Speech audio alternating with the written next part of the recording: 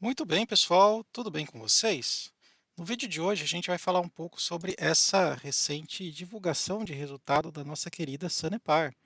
Então, nós estamos aqui recebendo diferentes indicativos, né, de diferentes fontes aqui de notícias sobre os lucros reportados, que nos chama muita atenção, 80% de lucro, né, nesse último trimestre, né, como aqui divulgação de resultado.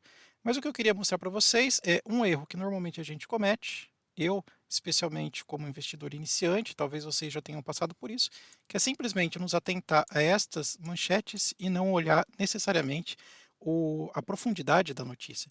Então vamos comigo hoje aqui neste vídeo que eu vou mostrar para vocês uma das coisas que seria muito importante fazer para a gente não cair em nenhuma armadilha de investimento. Vamos lá?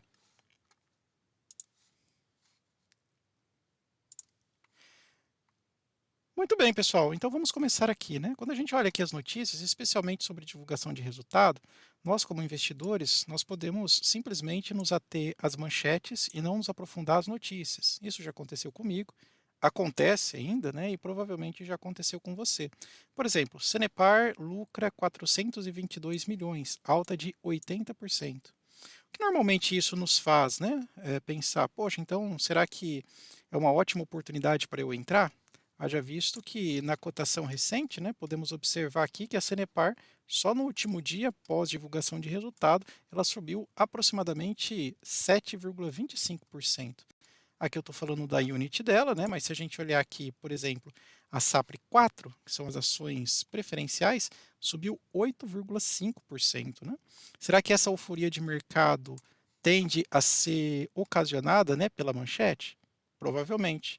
Mas eu vou mostrar aqui para vocês como que você, especialmente, deve tomar cuidado com esse tipo de notícia, ok? Então vamos lá? Por exemplo, a gente pode observar aqui, né, que de acordo com a Suno, né, dando crédito aqui para eles, reportou o lucro da Sanepar, que foi 422 milhões, alta de 80%. Sabemos que isso realmente, para a empresa, né, como saneamento, uma área do setor perene, né, uma empresa do setor perene, isso é incrível, né? Olha lá, com lucro antes de juros, que é o EBITDA, né? Questão da depreciação, alcançando a marca de 663 milhões, o que reflete um aumento de 49,8%. A receita da Sanepar também demonstrou crescimento significativo, 1,5 bilhão, um avanço de 13%, e esse aumento de receita se traduz na elevação expressiva da margem EBITDA, olha lá, o que subiu 10,6 pontos percentuais em comparação com o ano anterior, né? Exatamente, chegando a 43,2%. Aqui também continua, né, na parte das vantagens, não diria vantagens, né, mas aqui do crescimento desta empresa.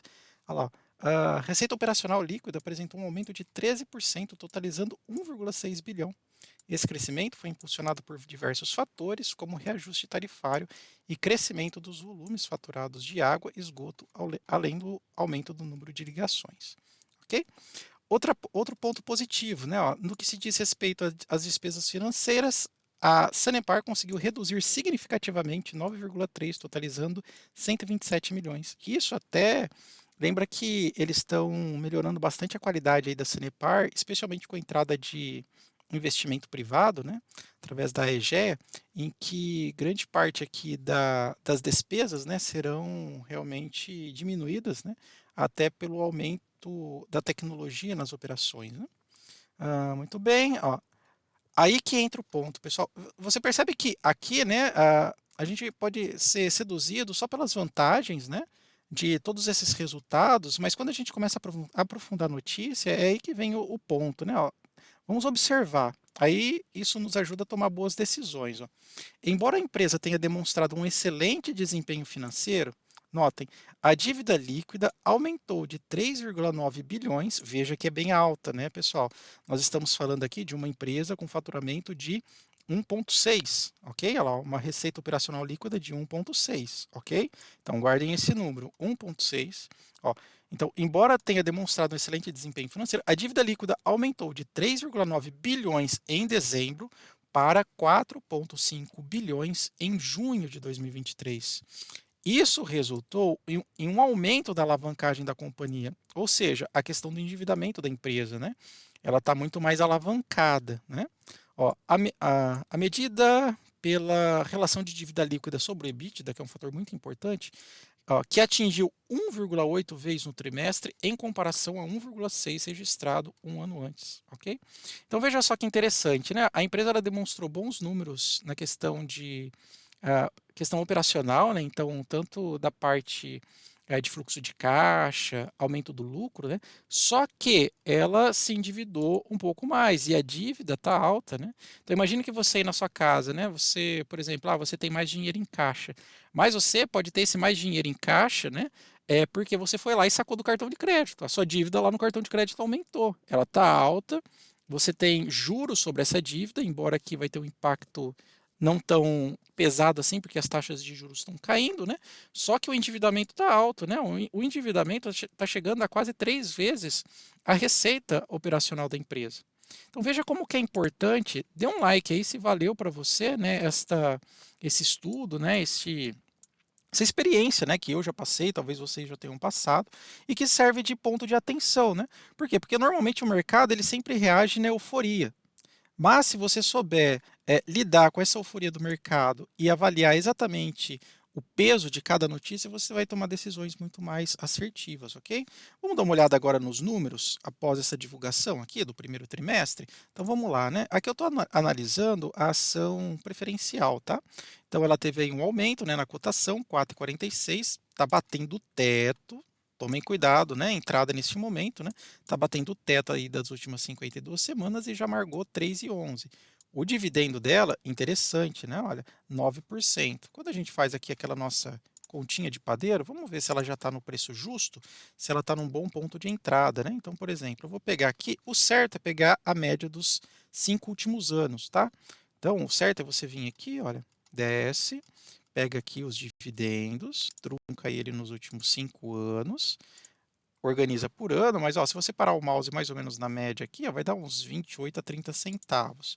Vou fazer 30 centavos. Então 0,3 dividido por 0,06, nós temos aqui R$ 5 de cotação. Tá num preço interessante, olha lá. Só que ela tá quase que já batendo no teto, né? Ok? A questão das dívidas, ela aumentou um pouquinho, olha, tanto é que quando a gente vem aqui na dívida líquida sobre EBITDA, a gente percebe, olha, que ela está mais endividada do que a média dela, de 1,65, ok? E a dívida em relação ao patrimônio líquido, ela também está acima da média, 0,42 e aqui 0,44, ok? Porém, ela ainda continua com boas margens, né? Margens líquidas, margem bruta, o ROI dela está interessante, crescimento de receita e o crescimento de lucro. Um ponto de atenção aí mesmo é a questão da dívida, que chega a ser a 3 vezes o fluxo de caixa operacional. Tá? Uma outra coisa observada, pessoal, que vocês também têm que ter muita atenção, é a questão do aluguel das ações, que eu menciono sempre. Tomem cuidado, né? Você pode olhar aqui, 24%, né? E 24 fala assim, poxa, está com muitas ações alugadas, porque a taxa de tomador e doador está muito alta, então, meu Deus, deve ter uma pressão negativa, né? De venda, né? Não, é porque lembra que esta ação é composta por uma unit, né? Então, quando eu venho aqui na unit dela, ó, pego aqui SAPRE 11, que é a composição de ações preferenciais e ordinárias, né?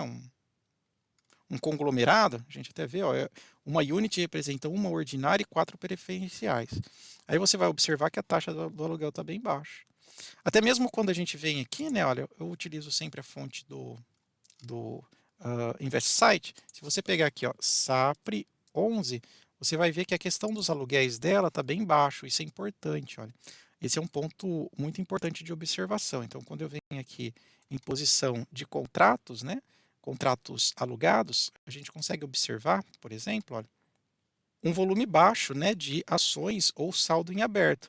Vamos colocar, por exemplo, aqui nos últimos anos, né, a partir de 2022, por exemplo, pode perceber que, ó, aqui a quantidade de ações, né, ó, ela está baixa e o número correto, né, para a gente observar é o percentual, né? Então, eu pego aqui, ó, a partir de 2022, eu vejo que é um percentual muito baixo, ó, 0,5, 0,4, e está caindo nesses últimos meses, né? Ou seja, a força vendedora está liberando aí, né, a questão da cotação das ações, por isso que a gente está vendo isso refletido nos preços, tá bom?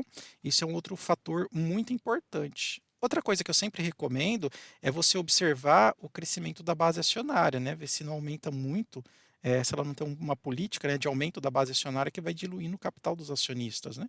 E veja que aqui, ó, desde 2019 teve um crescimento, né, saiu de 500 para 1.500.000, 1.500.000, né, mas aqui foi a questão do desdobramento, né, das ações da Sanepar, mas a partir aqui de 2020, olha, não teve mais nenhum outro crescimento na quantidade de ações, ok? Um outro ponto importante a ser observado. Gostou do conteúdo? Gostou do material, pessoal? Considere dar um like aí, agradeço